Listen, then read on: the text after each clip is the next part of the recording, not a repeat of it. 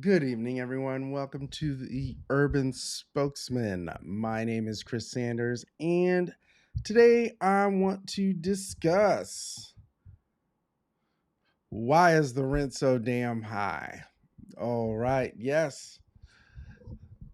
We have Streets blog here. Yes, back in action. The rent is too damn high. The suburbs aren't growing. Long Island and Westchester build housing at some of the lowest rates of any suburban area in the country, fueling high rents and high home prices across the region. So basically, this article talks about how New York and New Jersey suburbs do not build housing at rates at the same rate as other suburbs and less populous areas um, than surrounding New York City. I'm like, okay, that's fine, but it sounds like it's blaming. To me, it sounds like a lot of griping and grumping, um, and blaming, the suburbs because the city isn't building enough housing for the jobs that are available. I don't know what you all think, but mm, I don't know. I'll read some of this article. I'm not going to get through all of it, but mm, I don't know if I would blame them. I would blame New York because New York City is not building enough housing for the jobs that it has. The jobs, and there needs to be enough housing for people to fill those jobs uh, by living in New York City. So let's see here. From 2010 to 2021, the New York suburbs issued 70,000 housing permits, or 13 for every 1,000 residents, about half the rate of New York City. And just a third of that, and just a third that of New Jersey suburbs. Okay, yeah, that's a weird sentence.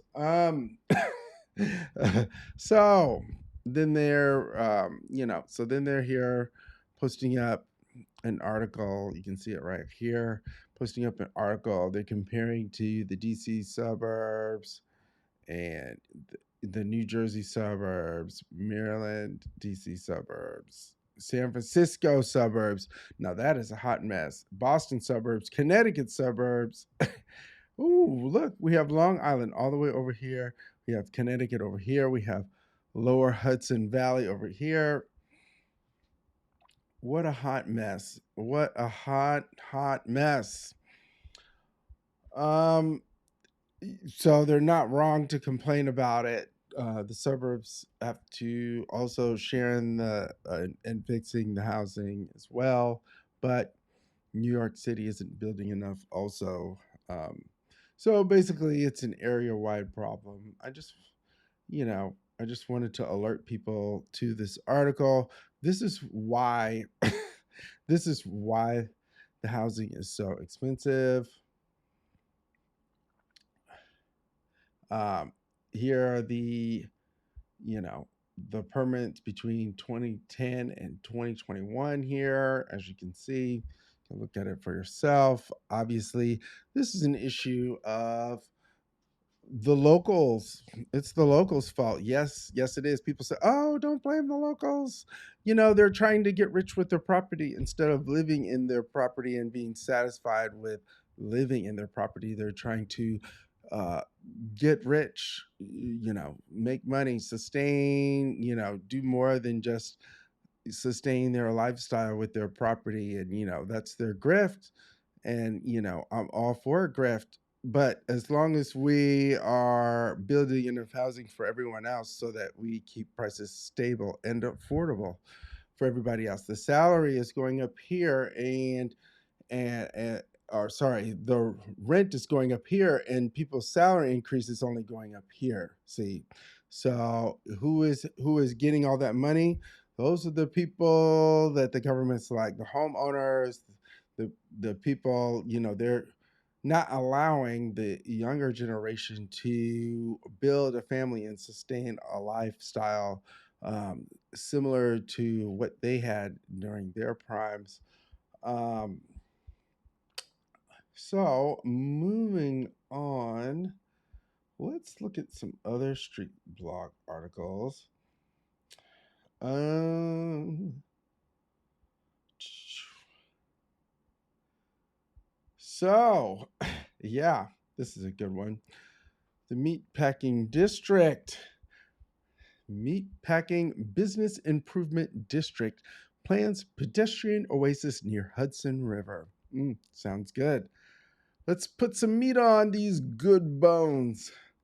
The formerly industrial streets in Manhattan's Meatpacking District will become a pedestrian paradise if the area's business improvement district has its way. The Meatpacking Business Improvement District, long a laboratory for progressive pedestrian design and sanitation innovation, hopes to extend its vision for people-centered streets all the way to the Hudson River by bringing to the largely unimproved roadways near the waterfront, the kind of popular plazas that it created in other parts of the district. So basically, they want to pedestrianize the meatpacking district. Um, and yeah, this is, oh, I would love that. Um, these changes come in the form of the BID's ambitious Western Greenway Vision Plan. Let me know what you think of that, which seeks to create a welcoming space for pedestrians while rationally managing curbside access for the trucks and for hire vehicles that service businesses. The BID, which worked on the plan with WXY Architecture plus Urban Design and Sham Swartz Engineering, unveiled the document at its annual meeting on September 29th, so a couple weeks ago.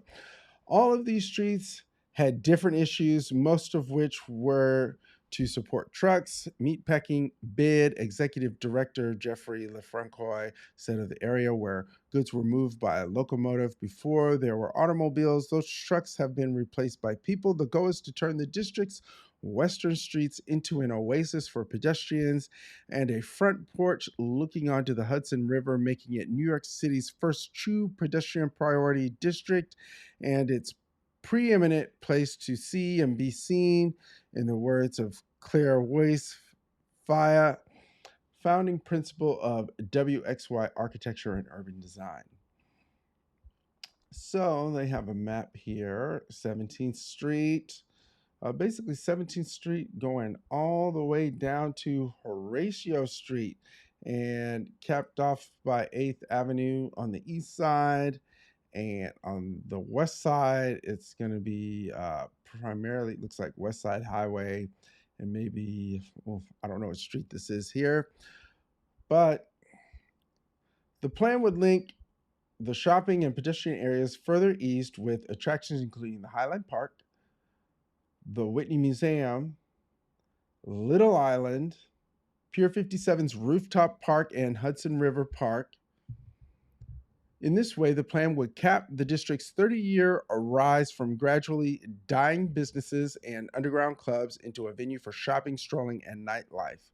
Buttressing the vision is an area needs report that calls out the range of locations with high pedestrian vehicular conflict, confusing intersections, corridors with poor urban design and underutilized areas, and looks at traffic circulation throughout the area, bike and truck access, and crash locations with an eye towards promoting safety.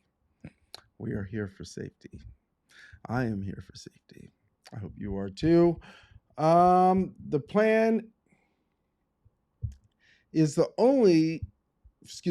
plan is only the latest in a raft of pedestrian and public realm improvement ideas pushed forward by BIDs.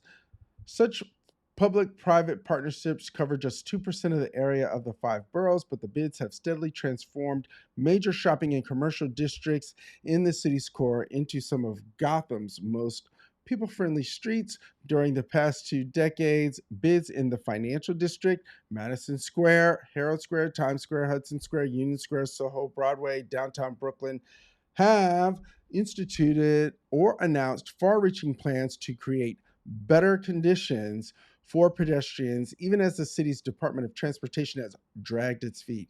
Yeah, to be honest, since Jeanette Sadiq Khan, moved on, the pedestrian, cycling, urban transportation improvements have been few and far between. De Blasio, he really didn't have the balls to go to get anything done except for uh, you know kind of a half measure on the Brooklyn Bridge, which is good. It is better, than I expected it to be. So I'll give him credit for that. But that was right at the end. He didn't have the balls to do it in the middle or the beginning, when he really, he had the public behind him.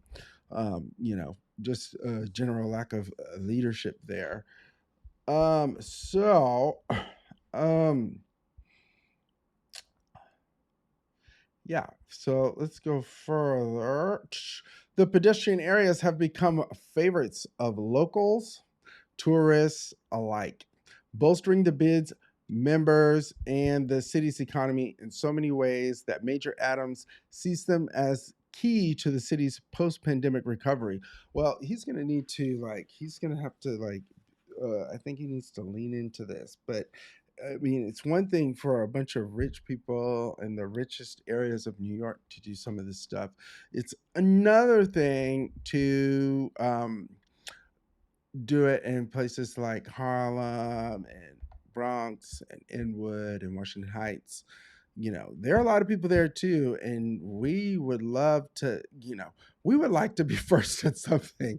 Like, good Lord. I mean, 125th Street is right outside there, and they're shopping and people all the time, and the cars hit people regularly. There's so many cars, so much chaos. It's disorganized, and the buses are slow. But we're gonna be. I would like for us to you know. I was hoping that by electing uh, Eric Adams as mayor, that eventually he'll hopefully sooner than later, he will fix the traffic chaos on 125th, and also Adam Clayton Powell by creating the Central Harlem Bikeway and creating a turning 125th into a bus, pedestrian, uh, bike, and people walking, and and small business, the small vendors out there, turning that into something for them, as opposed to people just driving through to get to the other side. So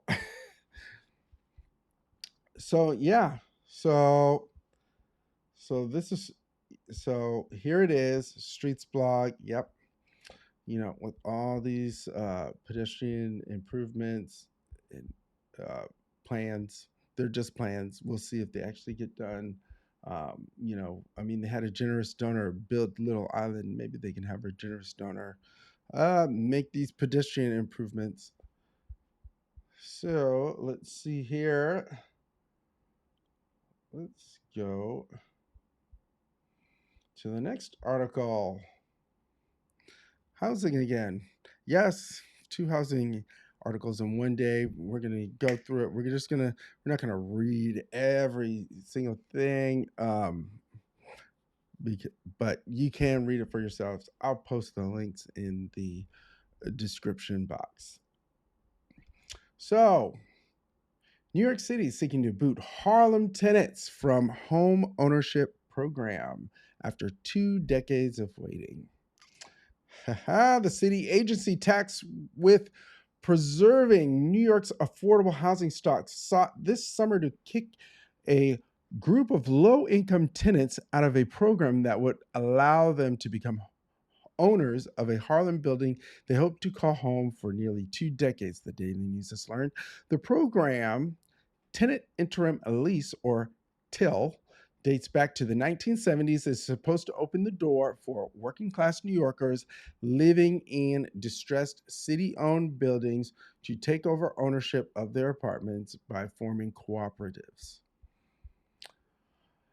As a part of the program, the Department of Housing Preservation and Development is meant to help tenants renovate their buildings while they go through the co op process. But on August 1st, City Law Department attorneys submitted a motion in Manhattan Supreme Court affirming that the housing agency would move forward with terminating a group of tenants at 206 West 125th Street in Central Harlem from the TIL program.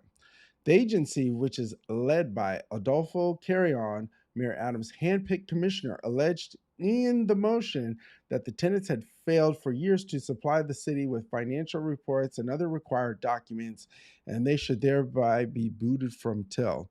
Hoping to stay in the program, the tenants are pushing back and have sued Carrion and HPD.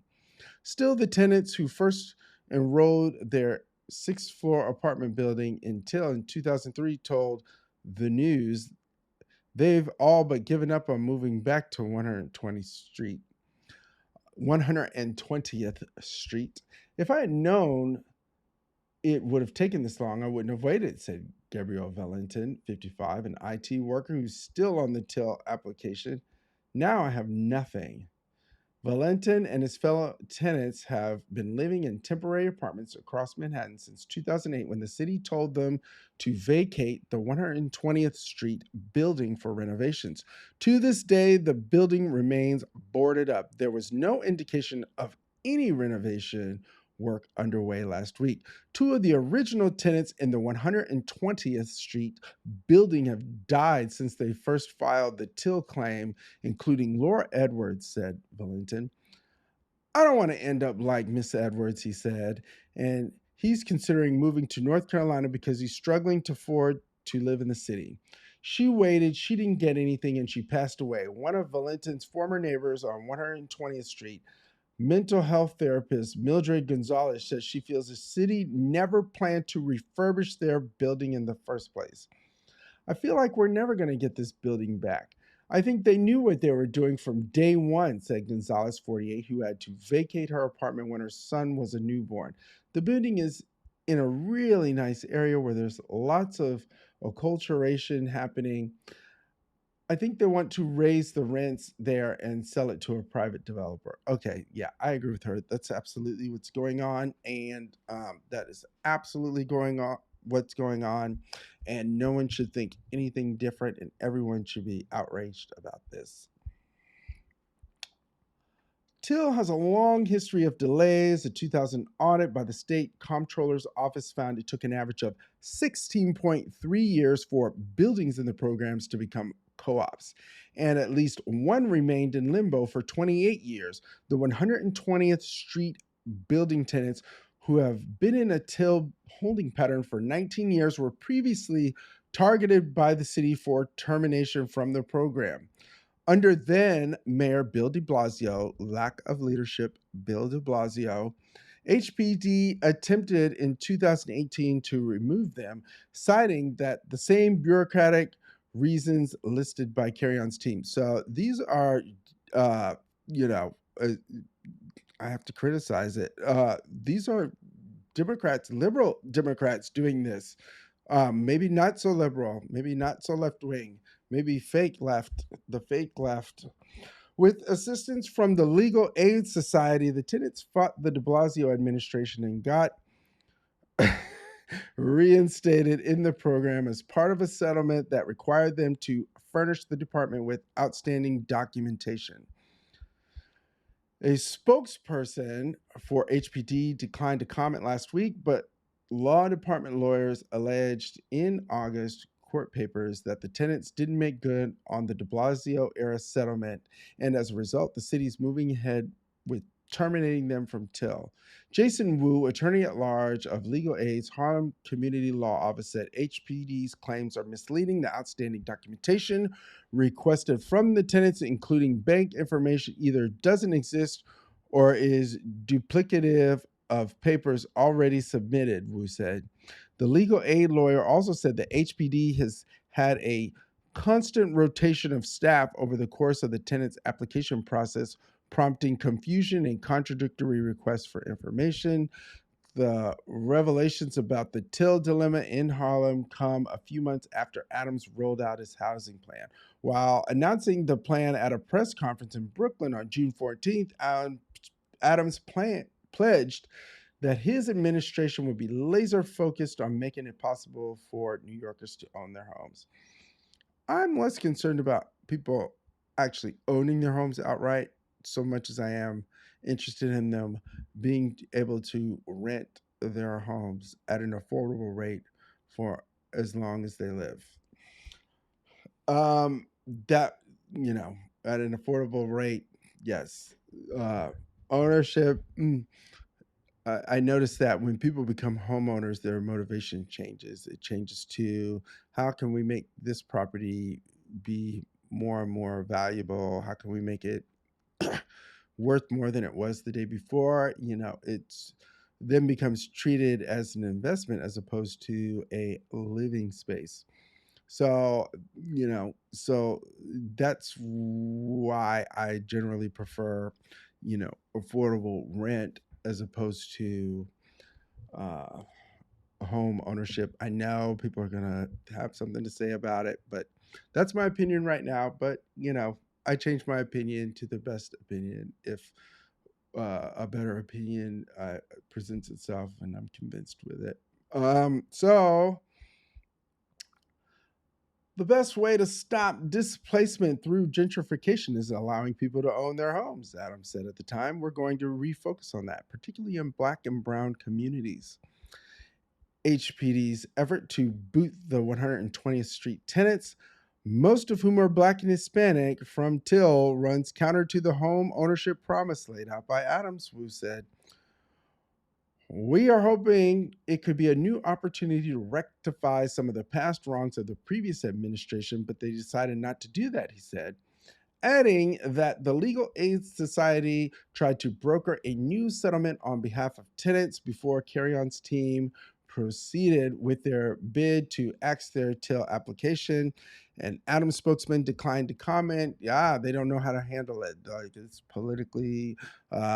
is politically sticky territory. Um, Meantime, the city's affordable housing crisis continues to deepen. Adams' first mayoral management report showed that just 16,000 units of affordable housing were in the pipeline to be built or preserved over the course of the 2022 fiscal year, a 45% drop compared to 29,408 units in the 2021 fiscal year. So basically, the number of new affordable housing units is going to drop. Drop. Yes, that's right. It's going to drop. And at the same time, rents have skyrocketed. Woo! We hate to see it. Rents have skyrocketed. The average monthly rent in Manhattan hit an all-time high of $5,085 in June, according to a report from real estate firm Douglas Elliman. As a part of his housing plan, Eric Adams has vowed to boost affordability by adopting zoning changes that would incentivize more development. But such processes can take years, and in the meantime, the mayor has balked at the idea of spelling out goals for how many new affordable units should be built over his first term in office.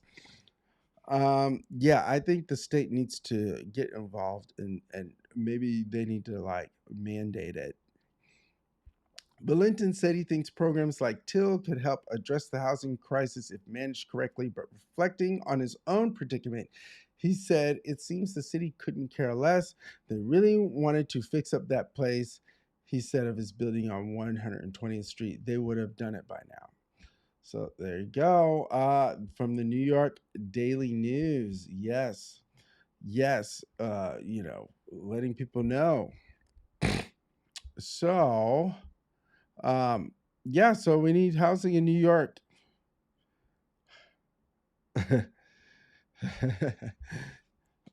Right. Yeah, I'm on a housing kick today. Let's see here. Oh, well, this is just another report that, from Douglas Elliman, the housing price.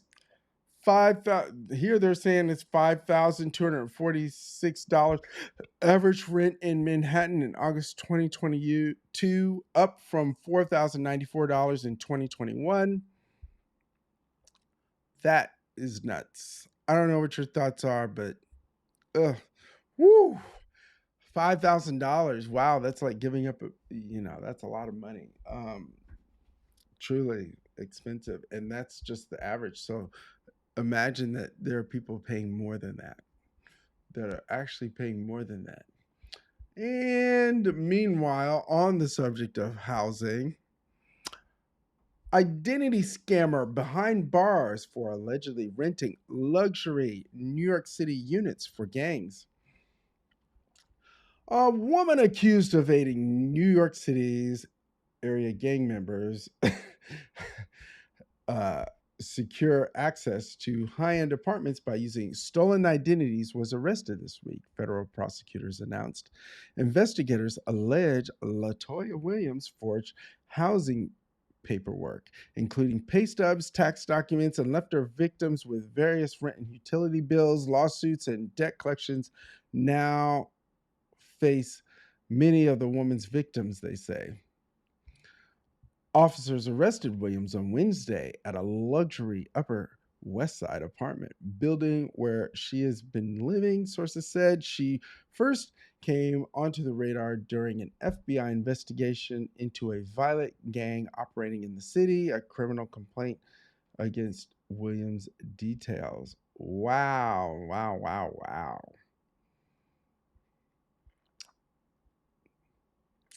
And there are still no houses for you, but gang members are getting houses by scamming, by having people scam other people for them.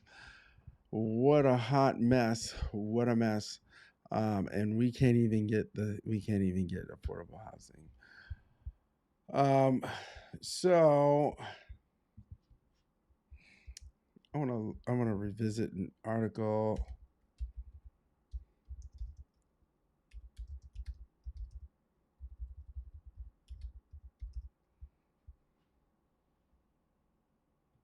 So, so remember that housing development on 145 in Harlem that was supposed to go on 145th Street. Yes, they were going to upzone the property to be housing. They were going to do 50% below market and extremely affordable housing units, compared to the $5,000 a month that the rest of us have to pay in Manhattan. But city council did not like the proposal, did not like 50% affordable housing, which, you know, yeah, the city council did not like 50% affordable housing. Al Sharpton backed down on 50% affordable housing. Um, I'm still angry about it. I mean, I've mostly gotten over it, but I'm like, it was like, I saw the scales. It was various income levels, and people were nitpicking it to death because it wasn't perfect. And that's the problem. Sometimes people are nitpicking perfect. Look, you have to build up to perfect. You're not going to get perfect out of the box. Um, so instead, Harlem's 145 site is going to host a big rig truck depot. The Harlem block, once intended host a high rise to host high-rise towers and dozens of apartments, will instead have a truck stop, its developer told Patch. Yes, a portion of the Harlem block, once slated to hold a pair of glassy towers and hundreds of apartments, will soon be repurposed for a very different use, a truck stop, because that's what it's currently zoned for. I'm still hold up. I'm still angry about this, guys, lie and girls and people and theys and thems and everyone else. I don't understand. We have a housing crisis. We need every unit we can get now. And the developer pulled his application because the city council wouldn't approve it. I'm like, and I guess three people protested on the street in Harlem, and oh, it's gonna cause congestion, or it's it's too big. Like, I'm like, guys, this is going to replace an industrial use site and put housing there instead of more pollution. Can we please take a win? God, I want a win. Oh. Developer Bruce Titlebaum told Patch on Friday that he plans to open a rental depot for big rigs and trucks near the mid block of West 145th Street between Lenox Avenue and Adam Clayton Powell Jr. Boulevard, the site of the ill fated 145 rezoning, which Titlebaum withdrew in May as it faced opposition in the city council.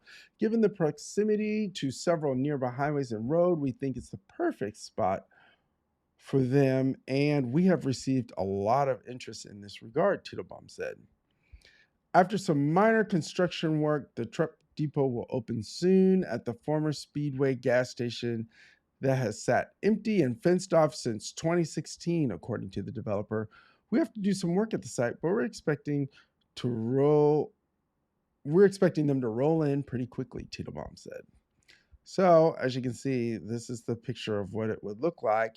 Now, there are going to be 900 rental units, a civil rights museum, and half of these rental units were going to be uh, affordable or deeply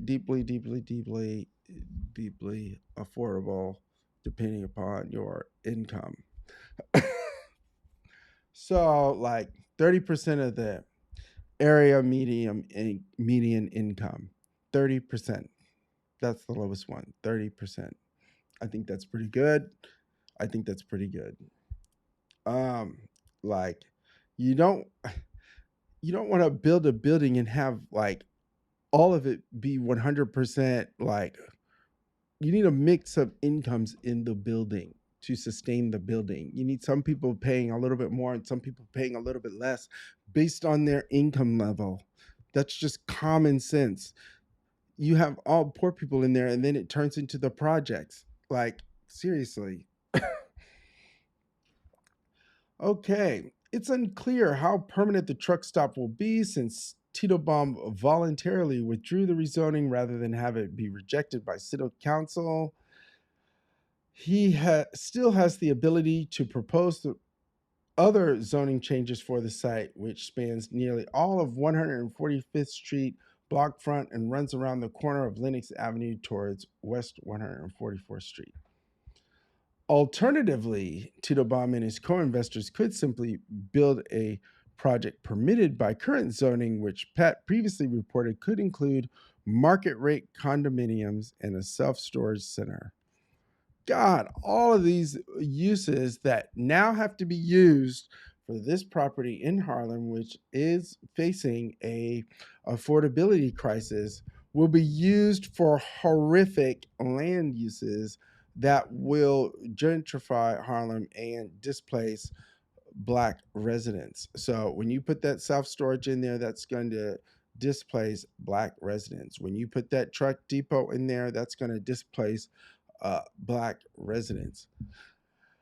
We are still considering our options for the remainder of the site, but we expect to make a final decision about that very shortly, the developer said Friday. Known for their noise and air pollution, a truck stop will likely be an unwelcome addition to Harlem, which already has above average rates of childhood asthma and pollution.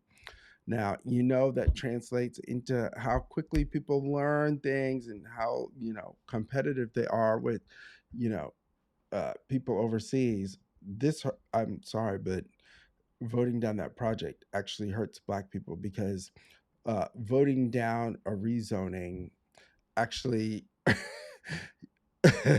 actually means that Black children in the area will get more polluted air, and we'll have more trucks and more cars and more chaos in Harlem. The bitterly disputed 145 proposal included two 363-foot tall towers containing offices, retail, 915 apartments, of which half would have been affordable under the final proposal. Still, it received fierce pushback from some Harlem residents and the neighborhood community board and City Council member Kristen Richardson Jordan, who opposed the project since its inception over fears that it would indirectly displace Harlem's Black residents and contribute to the neighborhood's gentrification. Jordan, whose stance on 145 was the leading factor in its downfall and could not be immediately reached for comment. Well, that's squirrely.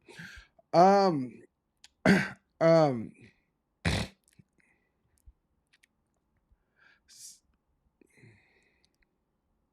Reverend Al Sharpton's National Action Network was also expected to get a new headquarters and help build a museum of civil rights as part of 145, but Sharpton dropped out of the project shortly before its defeat. Now, Nan's existing home on the block could be bulldozed as part of any future development. Sharpton is now locked in a lease dispute with Titelbaum's development team through the civil though the civil rights leader has insisted he is up to date on rent. New York Post reported last month.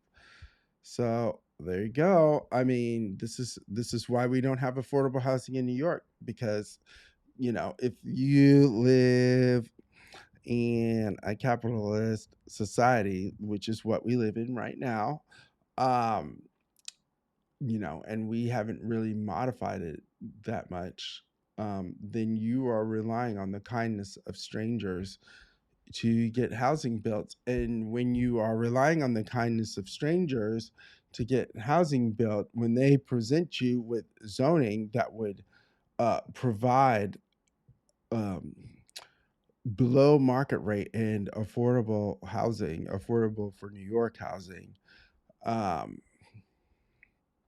and below what Harlem rents are currently going for, what Manhattan, significantly below what Manhattan rents, $5,000, significantly below that, 30%. What's 30% of that?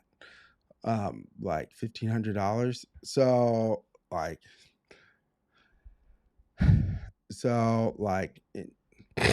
I don't know. I think $1,500 is affordable in Manhattan. Um, I think a deal could have been worked out. I still think it can be worked out. I need the people, the city council people, and the developer people to get together and figure this out, because a truck depot is unacceptable. I actually think they should.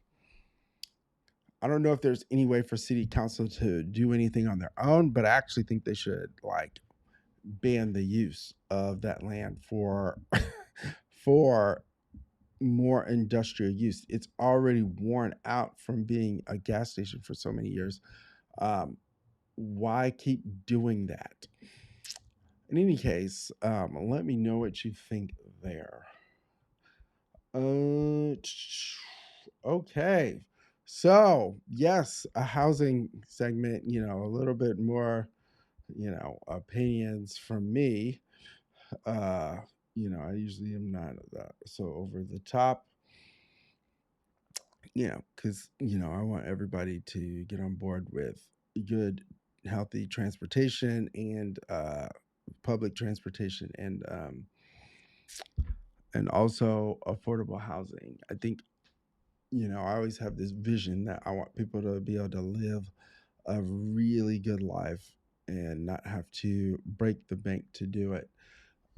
You shouldn't have to be rich to live a good life. That should be the average.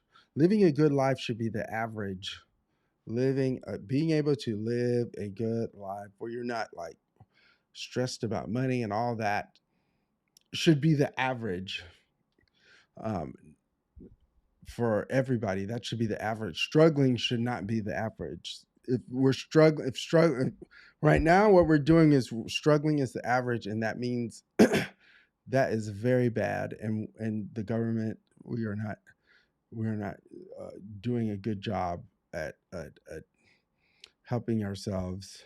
Um, so let's see here. Ooh, fresh Kermit is going down on 44th Drive in LIC.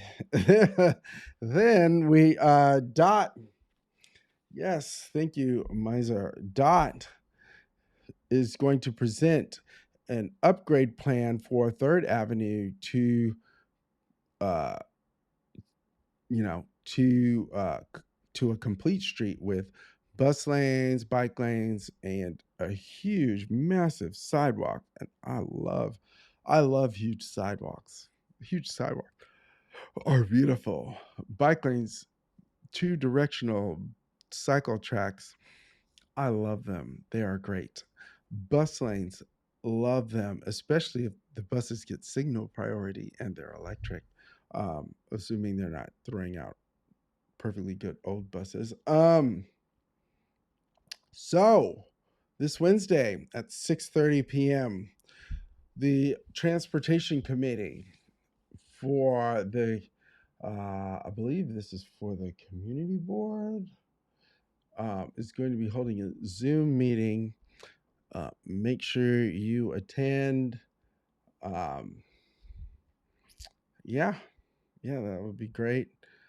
Let's see here. Oh my God, I love Daryl Owens. Yes, a case for tactical urbanism, or where can I buy that green paint? Oh God, it's time to stop relying on planners and traffic engineers to keep us safe. Ooh, I love Daryl Owens.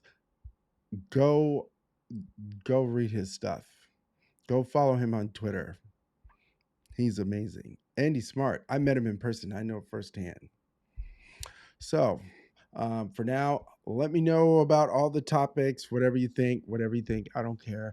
I'm here to listen, and I'm here to read it. I love comments. I love commenting myself. I say crazy things, but you know, I'm here, I want to have fun, but I also want to inform everyone, and I want to encourage people to pay attention and get involved, especially people like my age and younger than me. We're not used to, doing anything, advocating for ourselves politically. I know that's mostly for, some of the older generations, but now it's our turn.